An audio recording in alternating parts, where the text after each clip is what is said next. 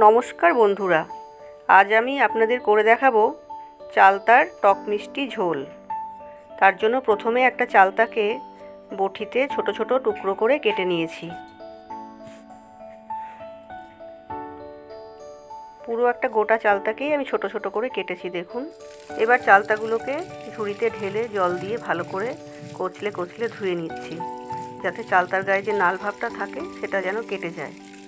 এবার প্রেসারের মধ্যে জল দিয়ে চালতাগুলোকে সিটি দিতে বসিয়ে দেব, যাতে চালতাগুলো নরম হয়ে সেদ্ধ হয়ে যায়। তার জন্য প্রথমে দিলাম নুন, জলের মধ্যে চালতা দিয়ে নুন দিয়েছি আর একটু হলুদ দিয়েছি, দিয়ে প্রেসারে ঢাকনা বন্ধ করে দিয়ে প্রেসারে চাপিয়ে দিয়েছি গ্যাসের ওপরে।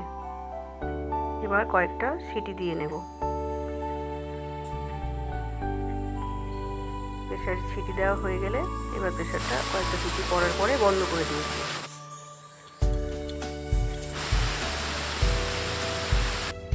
এবার ভ্যাপারটা বসে যাওয়ার পরে প্রেসারের ঢাকনাটা খুলে চামচ দিয়ে আস্তে আস্তে চালতাগুলোকে একটু চটকে চটকে নেব।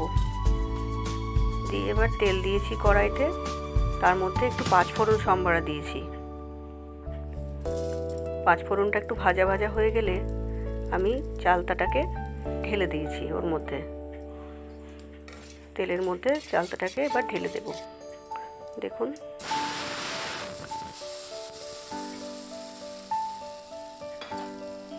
এটা একটু হালকা হালকা ঝোল ঝোল থাকবে, খেতে খুব ভালো লাগে। আমি কিন্তু আচার করিনি বন্ধুরা, আমি করেছি চালতার টক মিষ্টি ঝোল।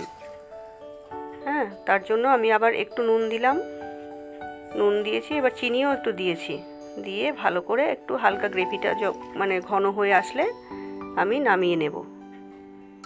আমি পাঁচফোড়নও দিয়েছিলাম গুঁড়ো করে, যেটা আমি ভিডিওতে স্কিপ করে গেছি, মানে তুলতে মনে নেই। বন্ধুরা দেখুন তো ফাইনাল লুকটা কেমন এসেছে। আমার এই ভিডিওটা যদি আপনাদের ভালো লাগে তাহলে অবশ্যই আমার চ্যানেলটা সাবস্ক্রাইব করবেন বন্ধুরা। সবাই ভালো থাকবেন, সুস্থ থাকবেন। নমস্কার।